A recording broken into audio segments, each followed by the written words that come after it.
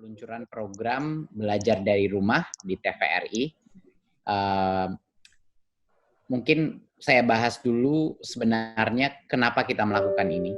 Karena walaupun kita sudah bermitra dengan berbagai macam partner teknologi untuk melakukan online learning dan berbagai macam platform-platform yang sudah kami luncurkan dengan kemitraan dengan berbagai macam mitra swasta, namun kami sadar bahwa banyak juga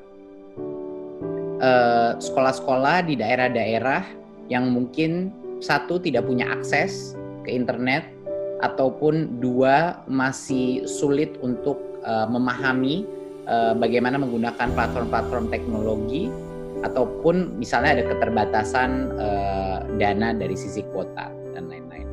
Jadinya kami di Kemendikbud ingin memastikan bahwa dalam masa yang sangat sulit ini, bahwa ada berbagai macam cara untuk mendapatkan pembelajaran dari rumah, ya, dan salah satunya adalah melalui media TV. Makanya kita meluncurkan hari ini.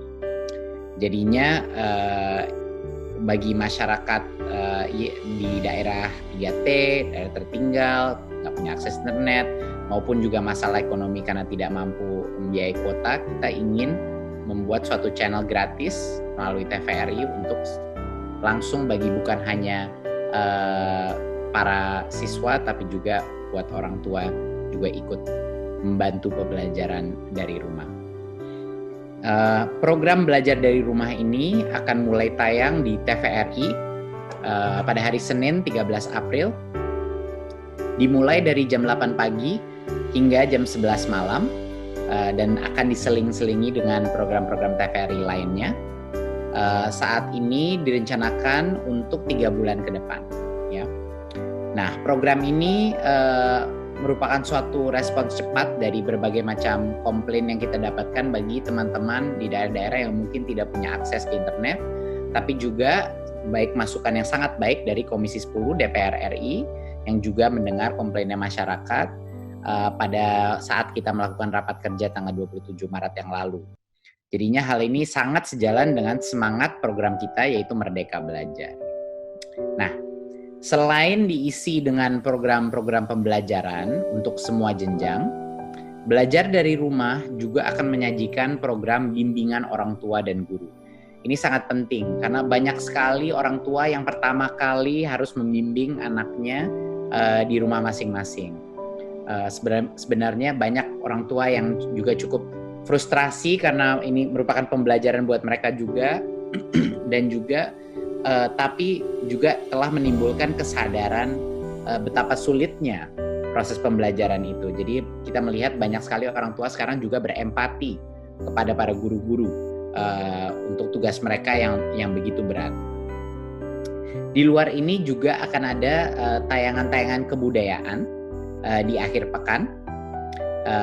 Dan ini adalah, jadi ada unsur kebudayaan, ada unsur untuk parenting atau untuk orang tua, dan juga pembelajaran langsung ke siswa. Nah, konten dari sisi pembelajaran yang disajikan akan fokus pada peningkatan literasi, peningkatan numerasi, dan penumbuhan karakter peserta didik. Ya, Kemendikbud juga akan melakukan monitoring dan evaluasi mengenai program ini bersama dengan lembaga non-pemerintah yang independen untuk kita selalu mengkaji kualitas dan apakah ini benar-benar kontennya berguna, dan kalau tidak akan kita ubah, dan ini proses yang sangat dinamis.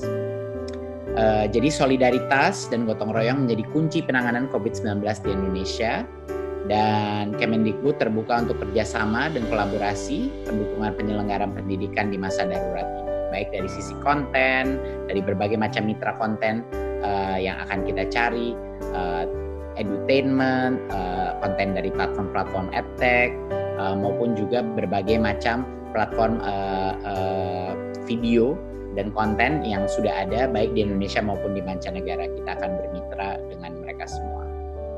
Untuk programnya, Senin sampai Jumat itu pembelajaran, ya. Jadi masing-masing ada setengah jam, itu total 3 jam, mohon maaf.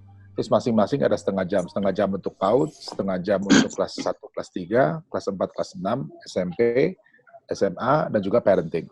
Itu total untuk pembelajaran, dan materinya kita ambil dari berbagai sumber ya. Sebagian besar itu existing, memang sudah ada, itu ada di Kemdikbud, dan juga kita ambil beberapa sumber dari luar seperti Jalan Sesama untuk PAUD, dan sebagian memang harus dijahit kembali ya. Jadi materi yang ada disambung dan kemudian dibeli voice over. Nah, mungkin yang boleh saya tambahkan bahwa ini semua dilakukan tanpa kita bertemu ya.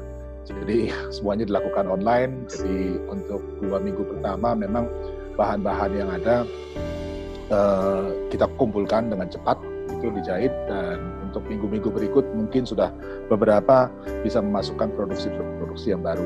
Itu mengenai materi. Dan di akhir pekan, Sabtu Minggu, itu 3 jam untuk kebudayaan. Ada talk show, ada podcast, jadi ada kesenian ya, dan juga magazine tentang perkembangan terakhir dari seluruh Indonesia. Malam hari ada film nasional. Ya, jadi kita memberi ruang untuk film nasional juga diputar, dan ada beberapa genre, jadi film anak dan film drama dan juga dokumenter. Jadi praktis kalau misalnya kita lihat ini total nantinya ada 720 episode selama 90 hari. Dan sekarang ini kita sudah siap tayang untuk 2 minggu dan memproduksi untuk yang berikutnya. Dan ini memang betul-betul kerja cepat ya. Jadi memang seperti di tengah situasi yang serba terbatas ini. Tapi begitu kira-kira mengenai materi.